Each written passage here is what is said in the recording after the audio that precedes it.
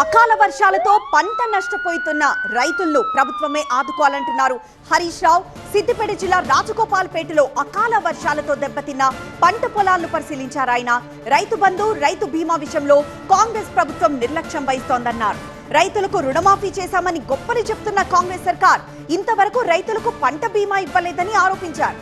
రైతు బీమా కోసం ఆఫీసుల చుట్టూ తిరగాల్సిన పరిస్థితి నెలకొందన్నారు.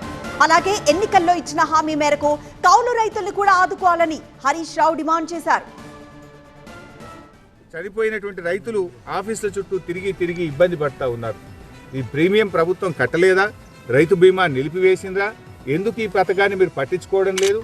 ఇది మా బీఆర్ఎస్ ప్రభుత్వానికి పేరు వస్తుందని మీరు ఆపుతున్నారా? తక్షణమే దీన్ని రివ్యూ చేసి చనిపోయిన రైతులకు రైతు బీమా నిధులు విడుదల చేయాలని చెప్పి కూడా నేను ప్రభుత్వాన్ని డిమాండ్ చేస్తా ఉన్నా. రాజగోపాల్పేటలో చాలా మంది మేము కౌలుకు పట్టుకున్నాము, మాకు రైతు బంధు పైసలు రైతుకే పడ్డాయి, ఇప్పుడు పంట నష్టం కూడా మళ్ళీ రైతుకే వేస్తే మా పరిస్థితి ఏంది అని వాళ్ళు కన్నీళ్లు పెట్టుకుంటున్న పరిస్థితి ఉంది.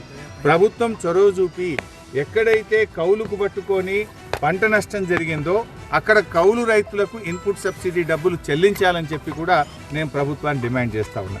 ఏడాది అర్థమైంది మీ గవర్నమెంట్ వచ్చి, ఈ రోజు వరకు కౌలు రైతులకు ఎక్కడన్నా పైసా సాయం జరిగిందా? రైతు బీమా వచ్చిందా? రైతు బంధు వచ్చిందా? ఇన్పుట్ సబ్సిడీ ఇచ్చిందా? అంటే ప్రతిపక్షంలో ఒక మాట, అధికారంలో ఒక మాట మాట్లాడతారా?